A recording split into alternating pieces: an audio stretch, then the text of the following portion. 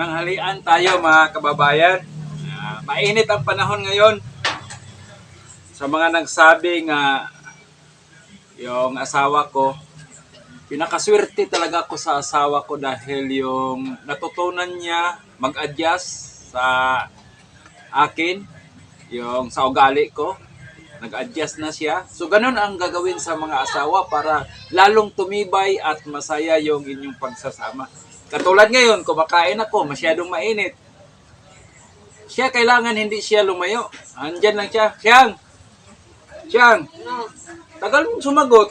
Lumapit ka dito. Ano? Kailangan anuhin mo ako doon ka sa likuran kasi mainit. Wala akong ganang kumain pag mainit. Ang ulam ko dito. Yan ang asawa, talagang asikaso.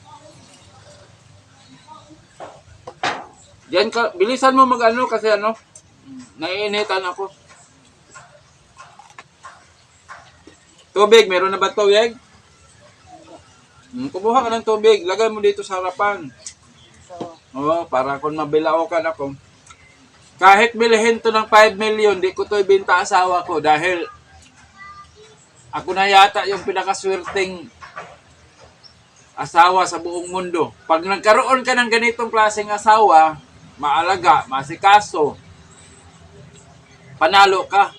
Yung pira, mawawala lang yun. Pero yung asawa na maalagain, katulad kay Basyang, ay di mo na yan makikita. Pagkatapos mong paypayan ako, i-massage mo yung likod ko. Kasi para gumana akong kumain. Lapag mo na yan dyan.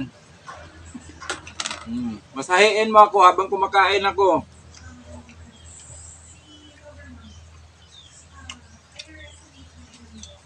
Talagang lang talaga, maswerte kayo kung makakita kayo ng ganong klaseng mga asawa na kahit wala kayong trabaho, gumagala kayo, nakakain kayo ng maayos dahil sila dumidiskarte, nangungutang sa mga kapitbahay kung saan-saan, mapakain lang tayo mga bana.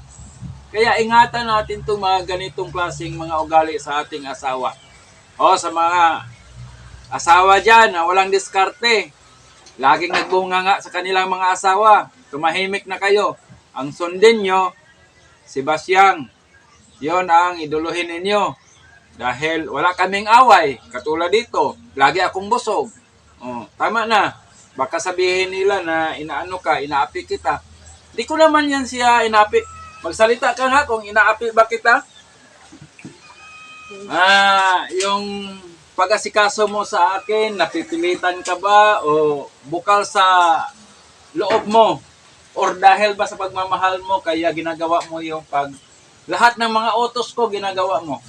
Sabihin mo sa kanila. Dahil sa pagmamahal ko sa inyo. O sabihin mo sa mga viewers natin. Ginagawa ko to dahil mahal ko si Basyong, no? Para walang away, maganda yung takbo ng namin, pamilya. So, susundin ko na lang siya para walang gulo.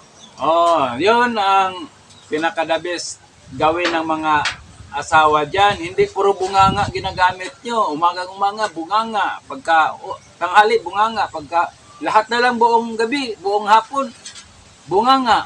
Hindi pwede yan. Dapat mag-adjust kayo sa inyong mga asawa ng mga lalaki. Dapat matutunan nyo silang mahalin.